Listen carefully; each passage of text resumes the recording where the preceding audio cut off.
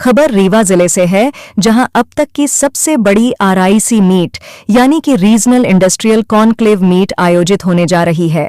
आयोजित मीट में मध्य प्रदेश के मुख्यमंत्री मोहन यादव, डिप्टी सीएम राजेंद्र शुक्ल के साथ प्रदेश के प्रशासनिक अफसर देश और प्रदेश के बड़े उद्योगपतियों के साथ संवाद करेंगे, जिसमें रीवा में बड़े उद्योगों की स्थापना सहित हजारों करोड़ के निवेश की भी संभावनाएं जताई जा रही हैं। मिली जानकारी के अनुसार इस मीट में लगभग 4000 से अधिक लोगों के शामिल होने की संभावना है। वहीं उनके ठहरने से लेकर तमाम सुविधाओं की व्यवस्थाएं लगभग पूरी कर ली गई हैं। गौरतलब है कि रीवा जिले में उद्योगों की स्थापना को लेकर अब तक किसी की विशेष रुचि नहीं दिख रही थी। इससे बड़े उद्योगों की स्थापना में भी बाधाएं आ रही थीं।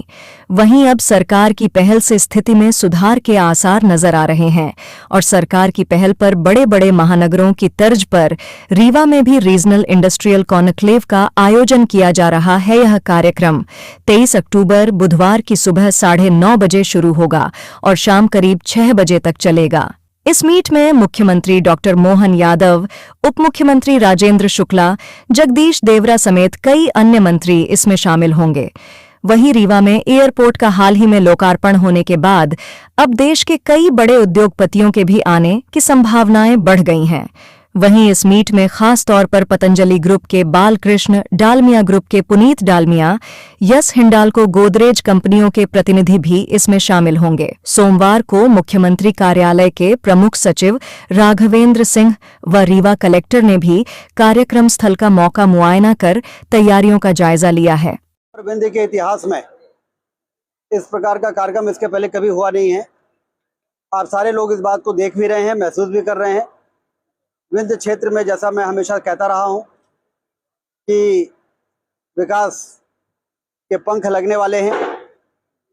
20 तारीख को एयरपोर्ट का उद्घाटन हुआ है, एक सपना साकार हुआ और कल मुख्यमंत्री जी पधार रहे हैं। रीजनल इंडस्ट्री कॉन्क्लेव रीवा संभाग का, विंध्य क्षेत्र का कल जो हो रहा है, वहाँ पर बड़े बड़े इंडस्ट्री के ग्रुप रीवा आ रहे हैं। यहाँ पर एक इनॉग्रल फंक्शन होगा, उसमें सम्मेलन जैसा होगा। उसके बाद मुख्यमंत्री जी से उनकी 1-to-1 बैठकें भी होंगी और उन तमाम संभावनाओं को तलाशा जाएगा जो विंध्य में निवेश के लिए उपयुक्त है। जैसा कि हम सब जानते हैं कि यहाँ पर चाहे फूड प्रोसेसिंग हो, चाहे टेक्सटाइल हो, चाहे दवाई बनाने की कंपनी हो, सीमेंट बनाने और पावर बनाने के अलावा भी यहाँ पर उद्योग लगाने की अपार संभावनाएं हम सब लोग देखते रहे हैं। लेकिन इस प्रकार की इंडस्ट्री यहाँ पर इसलिए नहीं आ पाती थी क्योंकि न तो अच्छी सड़कें थी, न रेलवे लाइन का यहाँ से लेके सिंगरौली तक कनेक्शन की कोई योजना थी और न यहाँ पर एयरपोर्ट था।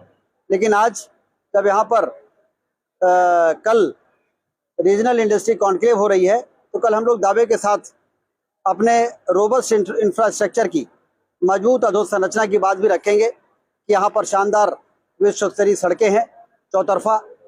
यहाँ पर रेलवे लाइन आने वाले 1 वर्षों में सिंगरौली और कलकत्ता से जुड़ने वाली है और हमारा एयरपोर्ट भी प्रधानमंत्री जी ने उद्घाटन कर दिया है, जो आने वाले 4-6 महीने में और फिर 4-6 सालों में पूरे देश के कोने कोने से जुड़ने वाला है।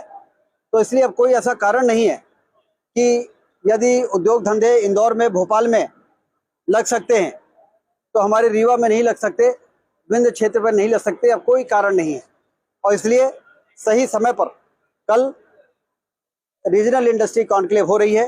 जैसा कि आप लोगों को मालूम पड़ा होगा कि 4000 लोगों ने रजिस्ट्रेशन कराया है और इसमें B2B बैठक भी होगी, बायर टू सेलर जो बैठक होती है वो भी होगी।